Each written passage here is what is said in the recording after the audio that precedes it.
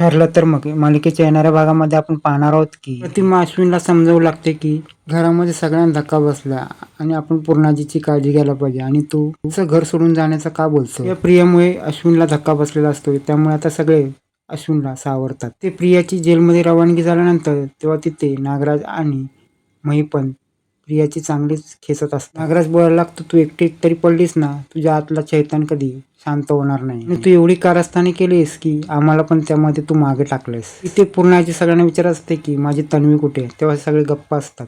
पूर्णाजी बोलते, तुमच्याकडे उत्तर नाही ना, ही बघा ही माझी तन्वी.